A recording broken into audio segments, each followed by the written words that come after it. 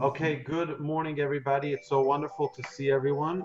I am excited to begin my week with all of you and to continue the topic that we started last week.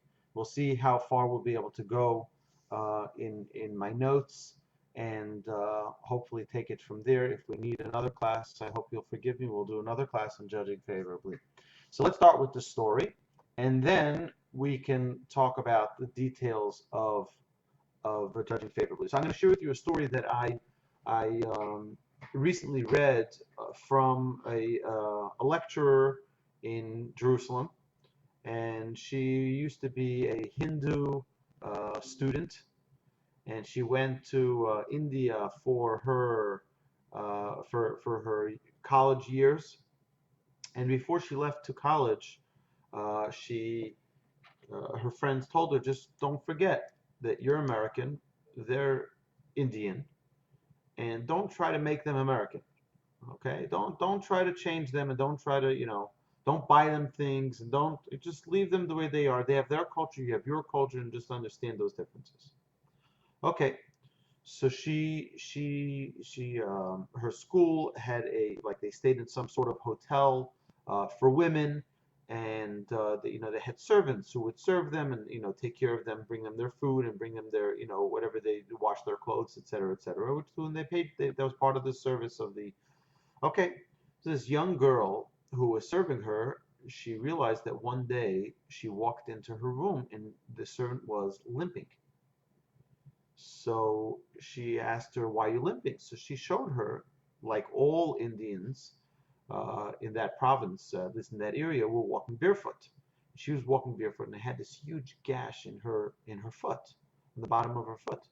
So she said, "That's crazy. You can't walk around like this."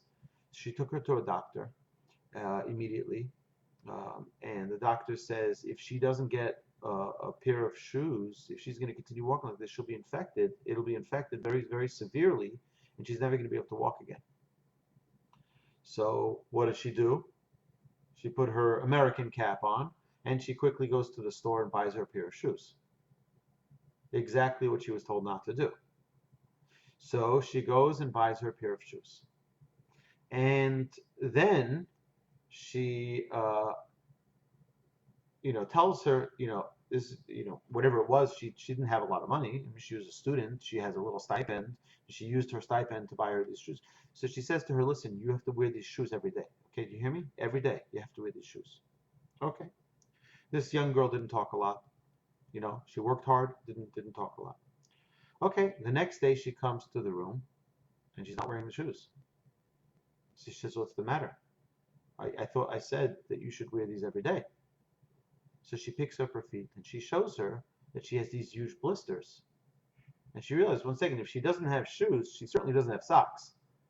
I better go buy her socks. So she went, ran out, and bought her socks. Bought her two pairs of socks. And sure enough, the next day she didn't show up. And a few days later, she sees her from afar and she sees she's walking barefoot. And she becomes irate. She's being taken advantage of. She just got a pair of shoes out of her, a pair of shoes she can't afford, and she got very, very upset. So before I share with you the rest of the story, I would love to go around here for everyone to share what your perspective is.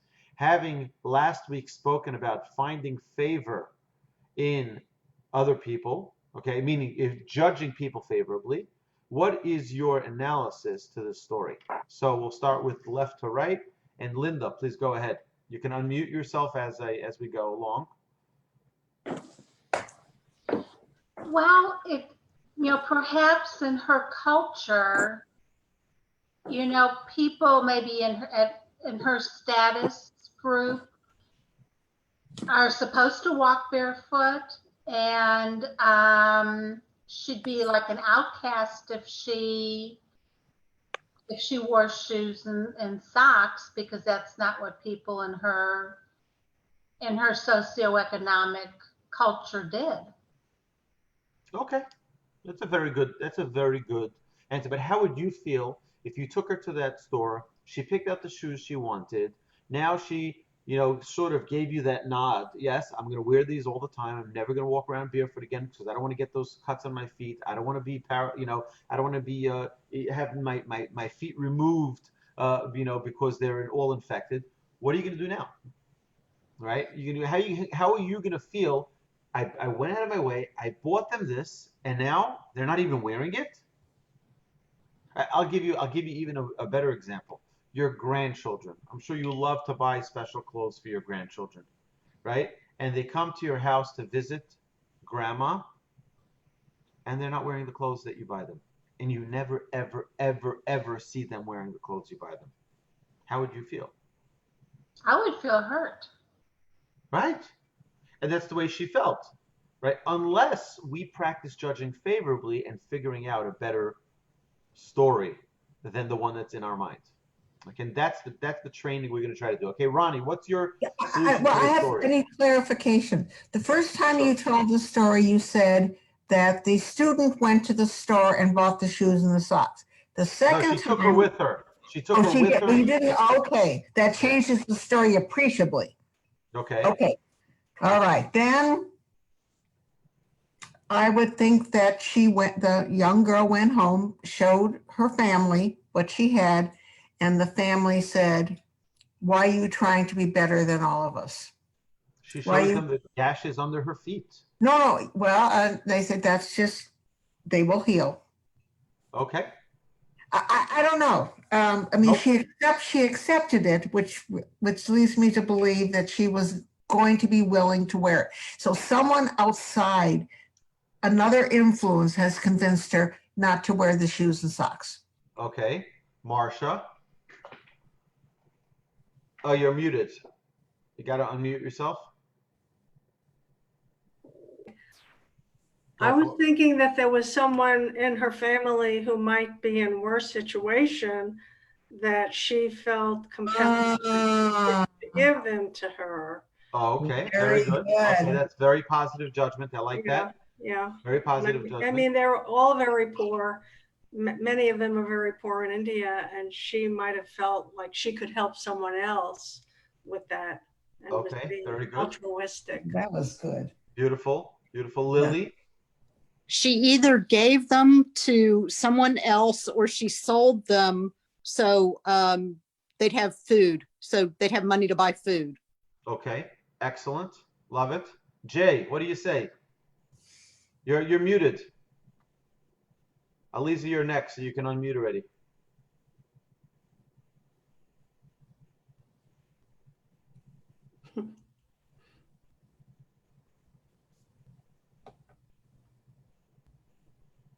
Okay, you figure out how to unmute yourself. Meanwhile, Aliza, go for it. Well, I think I'm there. Oh, there you go, Jay. Okay. I believe Marsha was right on. I think that this young lady, picking up in your thought that goodness is embedded in every individual. And I guess that's from the Talmud. I believe that she found somebody who was in greater need for the shoes and socks than she was, and she then gave those to that individual. Beautiful. Excellent. Aliza, what are your thoughts? I was actually going to say something similar to that, and my thing cut out, so I missed a little bit of the story. But I was also going to say that, like, the woman was imposing her. Am I right that the woman was imposing? I might not have heard right. That she was imposing by buying the shoes and everything. She was imposing like her views and her opinions and everything on. She's trying to help. She's just a caring. She was trying to help, but it really, for this woman, maybe that wasn't the type of help that she needed. She needed less like physical help. Maybe it was like more getting to the root of the problem. Maybe it was more of like a spiritual thing, or maybe it was. Okay. That sounds legitimate. Sounds legitimate. Okay. Yeah. And I love all of these answers because all of them could be the right answer. But let me tell you what actually happened. Okay. This woman saw, this young college student saw the mother of this girl. And she runs over to the mother and she says to her, I don't understand your daughter. What's wrong with her? I bought her these shoes and I still see her not wearing them. She's wearing she's going barefoot, right? So the mother says to her, she says, don't you understand? These are the only pair of shoes she will have her entire life. Shouldn't she save it for special occasions? Oh, God. Okay? That's the true story of exactly, which really is a collaboration of what everyone was thinking, right? But that's the way we need to start thinking about other people before we judge them. The Torah commands us, okay? The Torah commands us. I'm going to read it here from, Leviticus 19:15.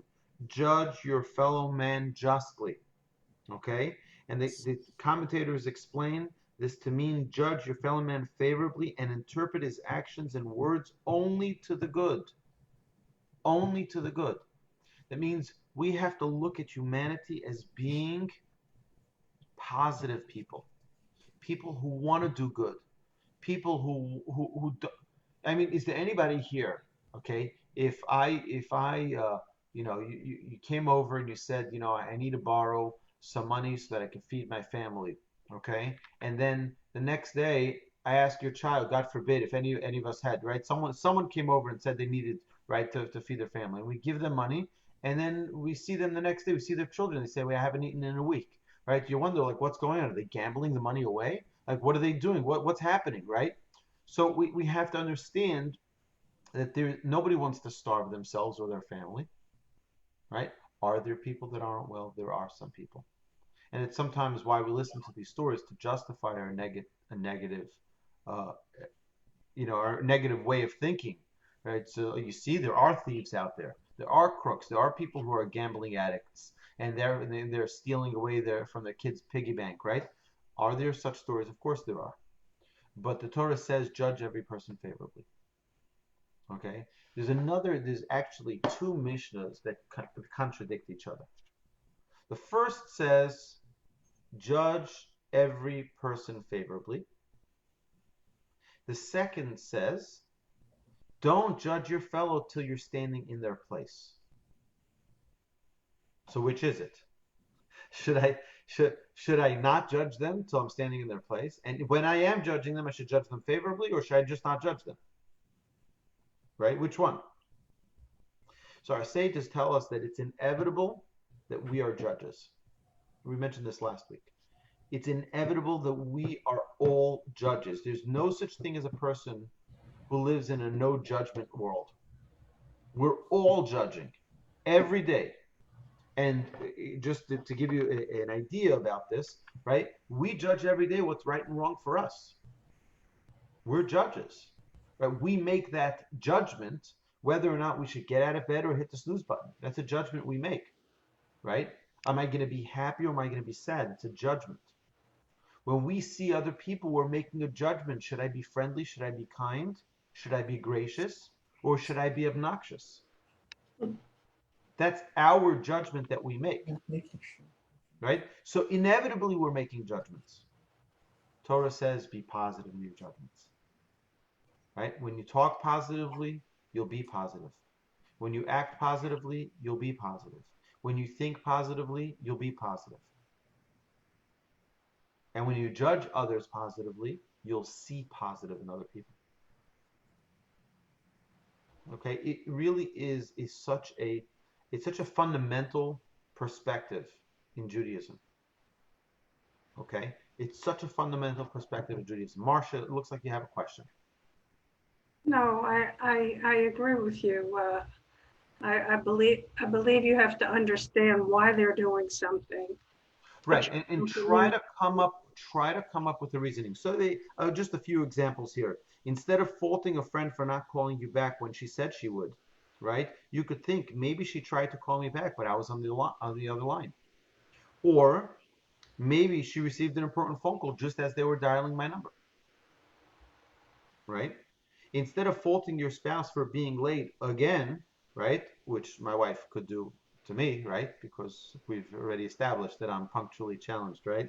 So, so you could think I'm not time challenged like he or she is, but how much have I really changed in my own ingrained bad habits, right? It's very easy to castigate someone else. Look at them. Look, I can't believe it. They're, right? But how much of my own did I change, right? And sometimes they're not as visible. Instead of faulting a repairman for not coming when he said he would, leaving you sitting at home all afternoon waiting, you could think his previous client may have had a more complicated job than expected. Or when he went to phone me that he'd be late, he couldn't find my number, or his cell phone battery was low, right? These are all real things that happen to us, right? I have someone who once told me, he says, Rabbi, I have no problem. I said, I have no problem if you don't show up. Just call me. And I try to explain to him, yeah, that ideally that would be great. But when a crisis comes to you and someone needs you immediately, right, which happens many times, and I have to just drop everything and go sit and talk to the person, or deal with the case, it's like it takes your full resources, and you get, so yeah, could we text them? Ideally we should, but that's not always possible. Sometimes I've had many times where I leave my phone at home, I leave my phone in my car so I can focus on what's going on, right? And then you can't say, oh, just give me 1 minute, I'm going to run to my car, text the person, right? It's, especially when someone's in a serious crisis, that's not possible. So the tool of judging people favorably is all in our mind of how we're going to look at the world. How are we going to look at the world? How are we going to look at other people's deeds? Yes, Jay. Perhaps another way of saying it, the way I'm thinking in terms of is giving people the benefit of the doubt. Is that accurate? Are we on the same page? Yeah, absolutely. Is there a point, and I guess I made this, I tried to wrestle with this last week. Is there a point where somebody, you give somebody the benefit of the doubt because they have, in your mind, credibility? Over the course of time, credibility erodes if somebody is a frequent offender.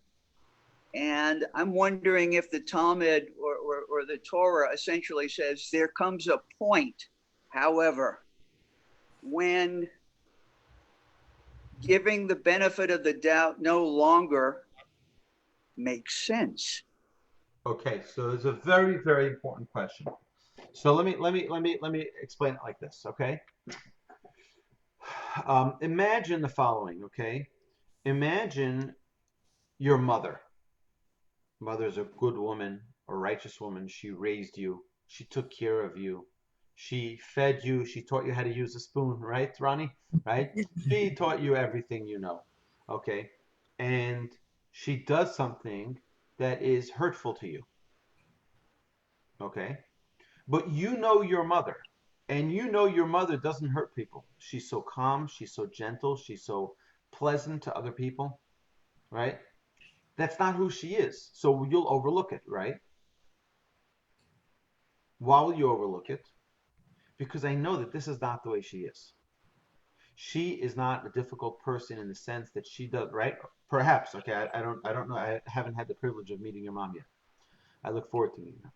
But right, but that is what our Mishnah says is judge the whole person favorably, not every person. You can read it two ways.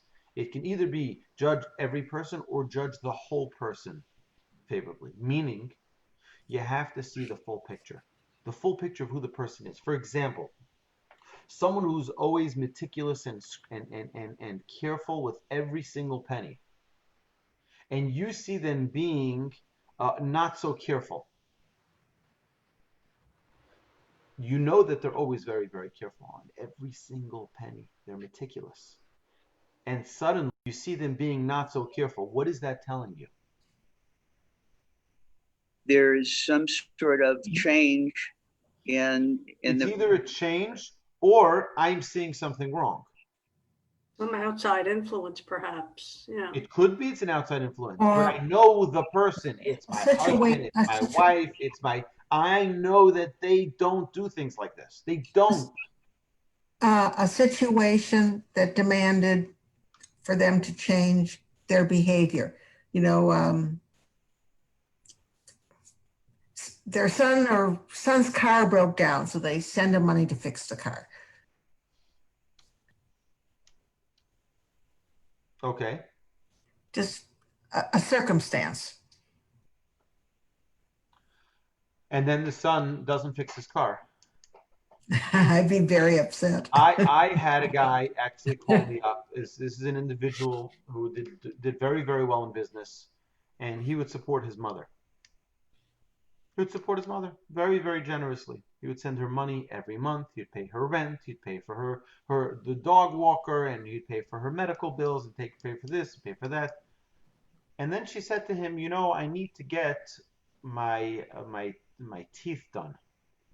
He said, teeth done? You don't have teeth, right? She was 90, in her 90s. You don't have teeth. What are you talking about? She says, no, I need to get my teeth done. Okay, so how much do you need? She needs another $500. No problem. He sent her another $500. And then the next month, she says, I still need to get my teeth done. He says, 1 second. I sent you an extra $500 last month. What's going on? She says, yeah, I ended up, whatever. I need to do it again. Okay? And and he used to call me and vent. He's like, she's a thief. She's a crook. She lies to me through he says, I don't mind giving her the money, but don't lie to me to my face. Right? And he would get very, very upset. Now, I would always say, listen, right? We have to judge the whole person. He says, look, as a child, she lied to me too. He says, her whole life she was a liar. That's what he said. He said, but she's still my mother, so I want to help her out. And now you have to understand, that's a very challenging situation. How does such a person judge favorably? He says she was always a gold digger. He says this is the way she is. This is what she always did. She'll take advantage of anybody, right? And this is the way the son sees his mother. That's very challenging. Okay? So it's I'm not saying that she's a rotten person. I'm not saying that at all. But I am saying that it's very difficult for someone in that situation to find a positive way to judge someone who he knows so well. Because he also has the whole background of all of those years of the same experience. Now, if the opposite is true, where you know the person as being a good person through and through, and now they're displaying a challenging situation, so it's very easy, or it's not easy, but it's easier, where you can just say, you know what, I know this person for many years, and they've always been very, very honest, very, very straightforward. They've always been, right? There must be something here that I don't know. And you can leave it at that. I shared with you the story of the past. I'll just refresh the story. It could be used in a different class to begin with, so please forgive me. So I was in shul one Friday night, and this is shortly after I had given a class on this topic. This is many years ago, so about 25 years ago. And I was a young student in yeshiva, and it was my turn to talk about a midah, a trait, and I spoke about this topic. Judging people favorably, I said to come up with a story, come up with some type of rationalization, right? Okay, so Friday night I'm standing in synagogue. It's pretty full, and there's not really many seats available. So I take my sitter and my prayer book, and I'm, putting it on the shelf on the side of the synagogue, and I'm praying. And they're singing the songs of L'cha Dodi, and I'm strolling back and forth singing the song. And as I get back to my spot where I'm standing, I see my sitter is gone. Didn't fall. It's not on the shelf. The shelves are empty. No more. The place is packed. Right? I see a guy walking away. He's with my sitter, using it for himself. Okay, a little obnoxious, but okay. Judge favorably. Okay. So there are no more sitters. I'm looking around. I take a chumash, so I can look at this week's Torah portion. while I'm praying, I know the prayers by heart. If there's no siddur, you could pray by heart. Okay. So I open up the Chumash, and I'm looking at this week's Torah portion, and we're singing the songs of L'Chadodi, and I'm walking back and forth, the aisle, while I'm thinking about, okay, turn around, and the same guy took my Chumash and sat down. I'm like, well, what in the world is going? I mean, it's not like it's obvious that it's me, okay? It's pretty obvious, I think, to most people. But I have to judge favorably. Favorably. So what I did, and I've done this many times since, is I asked Hashem to give me a rationalization. Give me a positive way to figure out that this person didn't do something evil, didn't do something bad. So Hashem gave me an idea, and I said, I'm gonna make up a story, and I'm gonna stick with this story. And my story was that this person's wife just gave birth right before Shabbos, and he came back a few minutes before Shabbos, and it's all hectic and all chaos, and he has other kids at home, and he doesn't even know where he is right now. He doesn't even know what's going on. And sure enough, that was the story I came up with, and I'm sticking with that story. At the end of davening, when they make all the announcements, this guy goes over to the Rabbi of the shul, who makes all the announcements, and he whispers something into his ear, and the Rabbi gives a big bang on the bima, and he says, Mazel Tov to so-and-so, just before Shabbos, had a baby, and they made it back just in time, right before Shabbos, and tonight there's going to be a celebration in their house, and I was elated with joy. I was like, Hashem listened to my prayer, and I was able to judge this person favorably, right? And it was like, what random, right, likelihood, what is the likelihood that you come up with the right story? And one of the things that I found is that when you try to make up a story to find the benefit in another person, you'll see that many times you'll be right.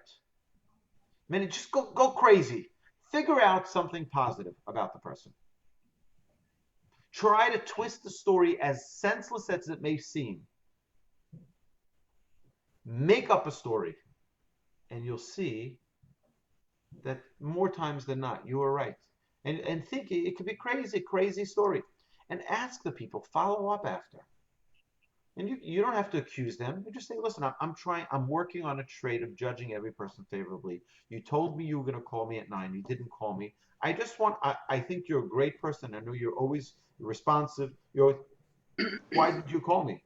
I just want to see if my judging favorably, I came up with a story that something very important came up, and you were, too busy to call. She said, that's right. That's exactly what happened. I was actually thinking that I needed to call you, but I couldn't because guests came to the house, and I was like, you'll see it could be very, very satisfying when you guess the right judgment. Right? It really is a special thing. Right. Yes, Jay. I want to make sure I'm staying on topic, but this takes into consideration, or we make excuses for pathology. In other words, as people get a little older, and you're not anywhere in that neighborhood, but we face something called dementia and Alzheimer's. And in my spare time, I've become a community educator for the American Alzheimer's Association. And one red flag for family members is the change in behavior of the individual that appears to perhaps be suffering with living with Alzheimer's or dementia. I guess certainly we don't condemn those people. No, absolutely not. It's beyond their ability to make to do anything about it. Yeah, so, I remember this. I remember my grandfather of blessed memory. He was already in his 90s, and it was very clear that he was losing some of his abilities. And sometimes he would say things that were a little bit challenging to us. My grandfather was a very, very special man. He was a big rabbi. And I went to my rabbi to ask him what I'm required to do or not do, because you have to honor your father and mother, which also includes your grandparents. And if they're asking for things that are ridiculous, not realizing obviously that they're not, I'm realizing that they're not fully there, but they don't realize that. Can I disrespect them by not fulfilling their wishes? All right. I want to fulfill this mitzvah of honor your father and mother, again, which includes a second generation, which is your grandparents and your great grandparents. Right? What do I do? I obviously it's and my father had the same question. Right? He said to me, my father's telling me things that I just like. So it first is you have to you have to respectfully I don't know how to say that, but you have to respectfully decline. Okay, you have to find a way with respect, right? Particularly when people are dealing either with dementia or they're dealing with Alzheimer's, they're dealing with things like that. You have to find a way to safely and carefully without disrespecting them. But it sort of makes it easier to think in a positive way about them, because I guess that coming back to your original point, because they really, to your point, they have no control over the progression of the disease, and they're acting in ways that seem right. I have a question following up on what Jay said. Thank you, Jay. Yeah, because having dealt with this with my mother, I found sometimes the easiest solution, maybe from my point of view, was to lie. Can you expand on? Well, for example, she was at 7 Acres, and she would say to me, "Oh, I have to go home. I've got to make dinner for Dad." And I would say, "No, look at the time. It's only 3 o'clock. He's still at work. You have plenty of time." And that would calm her down. Right. And I had to do this with all kinds of circumstances, just sort of redirect her. But I lied to her. I lied to her a lot. Right, but only for the sake of this benefit, not to harm her. No, Right. no. Right, obviously. So that, and I don't think there's anything wrong with that. Okay. I honestly don't think there's anything wrong with that. All right. Lily, you have something on your mind. No, I was just thinking about what Ronnie said and what Jay said, and about distracting the person who has Alzheimer's. And I think it's fine what Ronnie said. It's a white lie. Right. So the question is also, how do we deal with people who are younger than us, or children? They're distracted with many different things, and we can ask them to fulfill certain responsibilities, and they don't. They say, "Yeah, I'll take care of it," and they don't. And how do we deal with those types of situations when we have expectations that have been made very clear? Like I have with my children all the time. I tell my daughter, "Okay, so you're going to do this and that," and then she doesn't, and right? And I'm like, "Didn't we discuss this?" She's like, "What? What?" Right? Yeah, I'm sure we all, right? Yeah. And she's not lying. I really believe that she has no idea what I'm talking about, because she just wasn't there when I said it the first time, right? She wasn't there. So what I try to do is I try to have her repeat it to me, right? So I don't get into a situation of frustration. But I say, "Okay, what did I say?" You take that out of the oven in 20 minutes and you feed the kids, right? So that it doesn't burn, right? Oh, let me hear. What are you doing? And then she'll say, "Okay, at 3 o'clock, I take it at," yes, exactly, right? Now, even then, we all make mistakes. We're human, right? I want to step back a second. We have to realize that this world is a workshop. It's one big workshop. We're not in this world to just live life. We're here in this world to perfect ourselves, to become better people. And we will all be challenged with certain situations that come up that will test us. And when you have a case of judging someone favorably that presents itself before you, it's a test in that workshop of life of how you are going to deal with this case. Okay, it's a live, a living scenario. A living scenario that comes to your door. And we have these dozens of times a day where we need to make certain judgments, we need to make certain decisions based on the information we have. And the first thing that we're learning here is we don't always have all the information. Mhm. And that's the most important thing. You can only make a decision based on the information you have, but you don't have all the information. And even when the person tells you that you have all the information, you still don't have all the information. Right? So I'll give you an example. Someone says to you,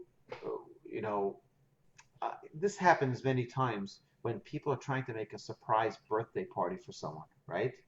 So they say, well, 1 second, didn't you tell me you were going to? Yeah, someone came over and this and that wasn't either true, right? Really, in 2 days, you'll see that it was all a surprise birthday party, right? That's many times, right? And you have all of these, inconsistencies that come up, and they're like, what's going on with you? And they don't realize that you're really planning this beautiful birthday for them, a surprise birthday, right? You told me you're going to be here, you weren't there, you were someplace else, right?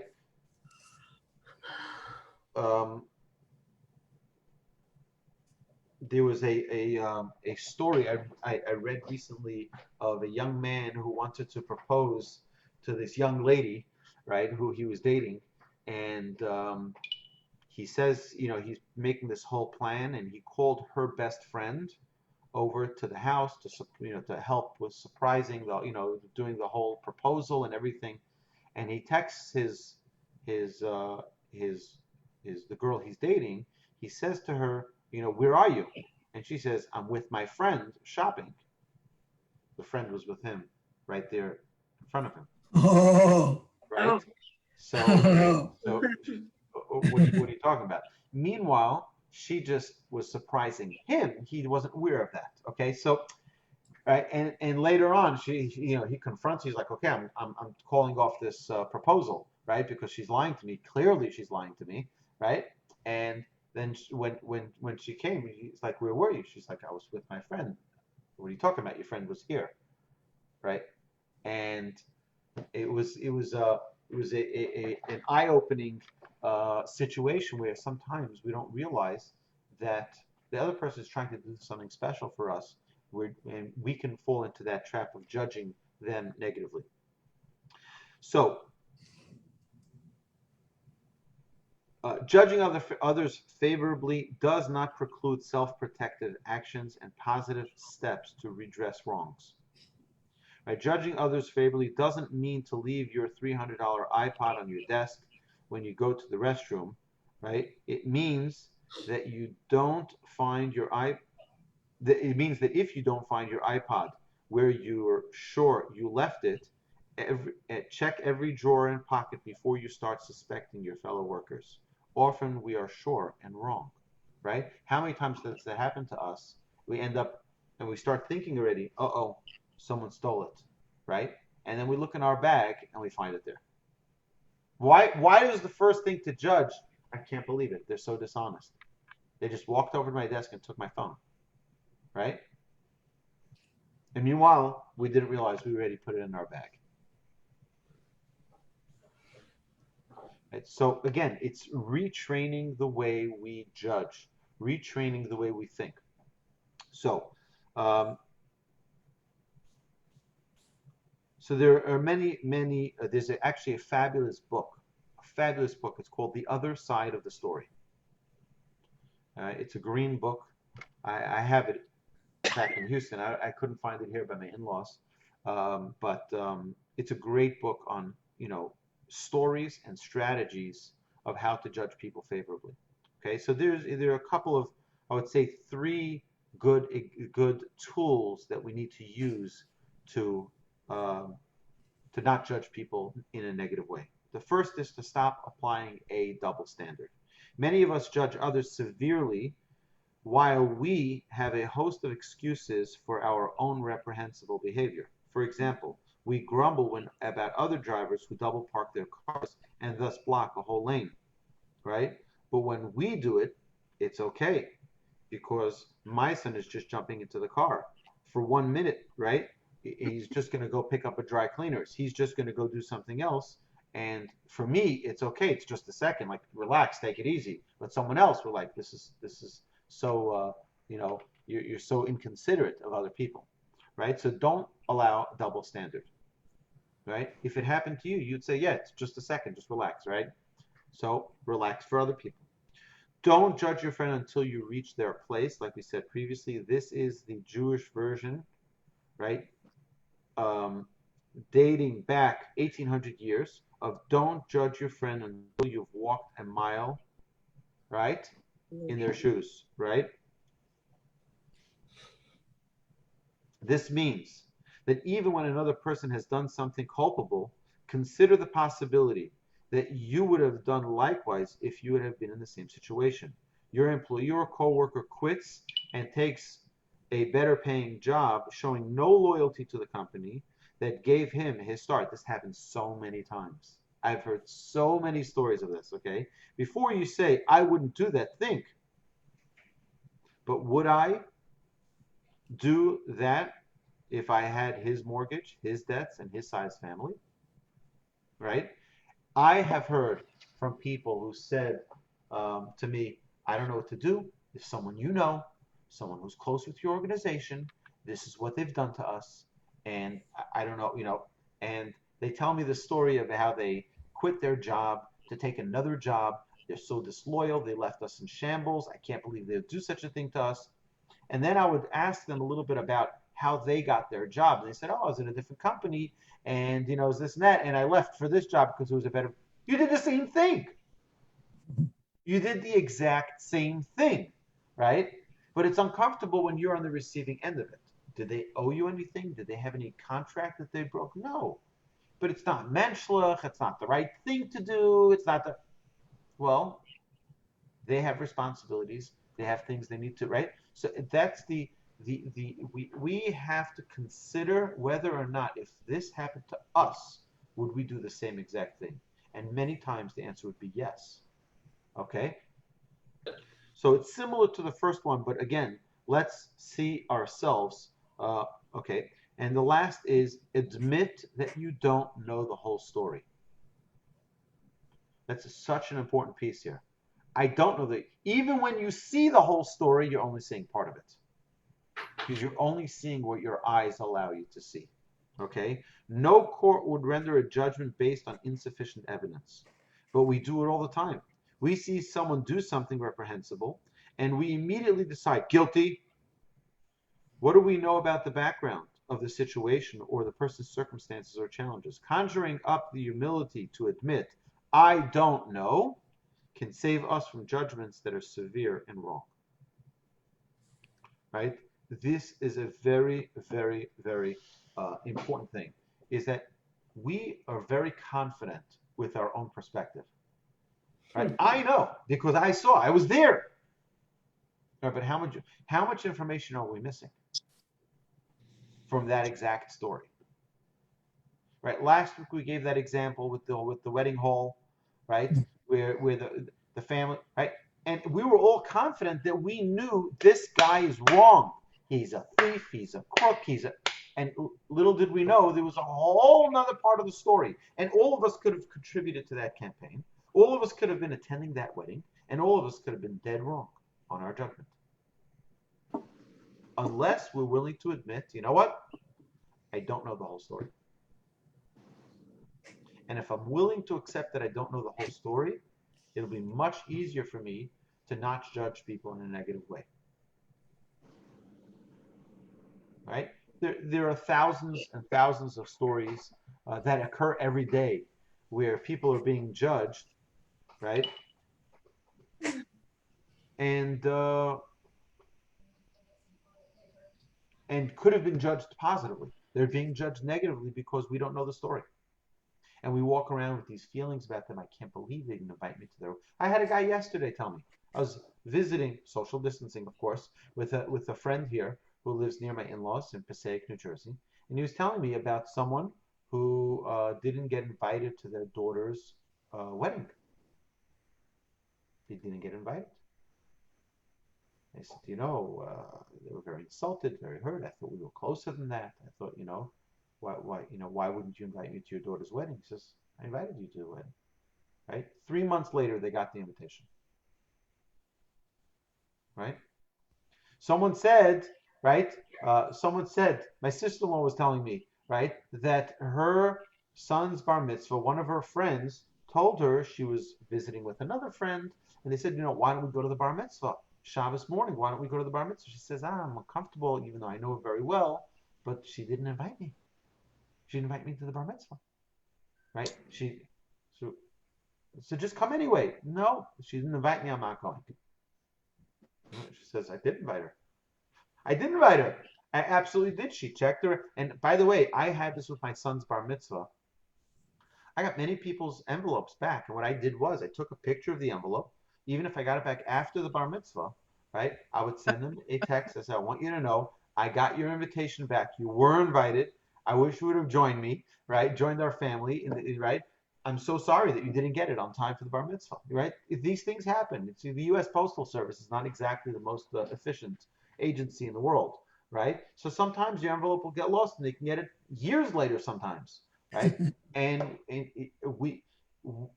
The question really is, why do people want to feel, I can't believe they would do that to me. I can't believe it, right? Do people want to feel that way? So why do people rush to that judgment? Like the rabbi didn't greet me when I walked into synagogue. He didn't know that my daughter had a baby, right? Why wouldn't he say Mazel Tov? Why wouldn't they include it in the announcements? Most likely because they didn't know about it. Right? It doesn't have to be a whole complicated, convoluted story, right? Most of the times it's very simple things. You know why they didn't visit you when you were sick? They didn't know about it. Okay? So I actually had once a story where someone was sick in the hospital and they called me to come visit them. They said, please, Rabbi, I don't have any people. I want you to come visit me if you can. And I came to visit them. And they were sleeping.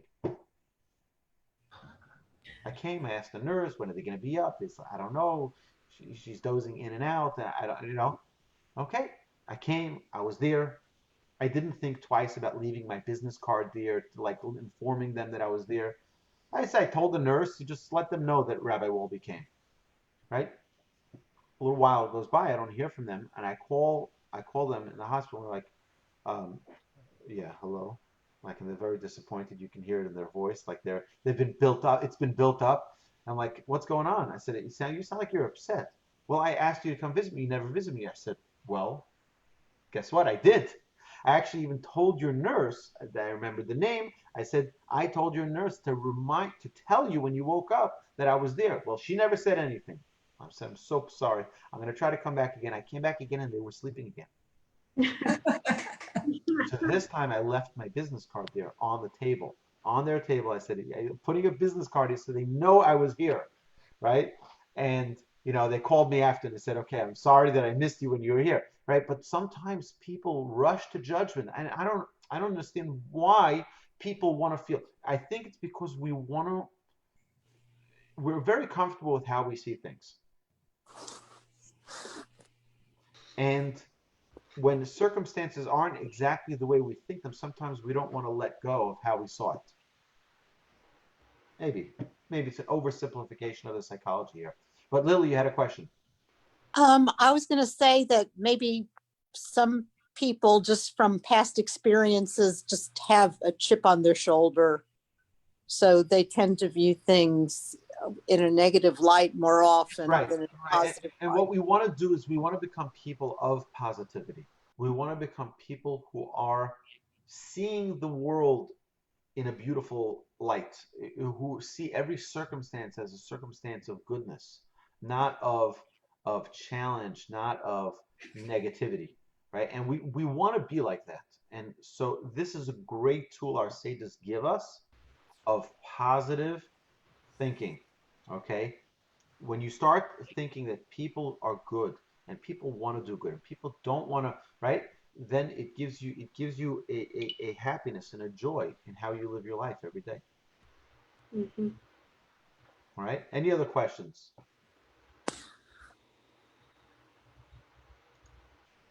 I All just right, had a so quick question about the second one. sure. I missed the second one. What was the second one that you said The after you second mentioned one the other side of the story? is don't judge your friend until you reach their place. Oh, right. Right? Okay. Don't judge someone else to do their place.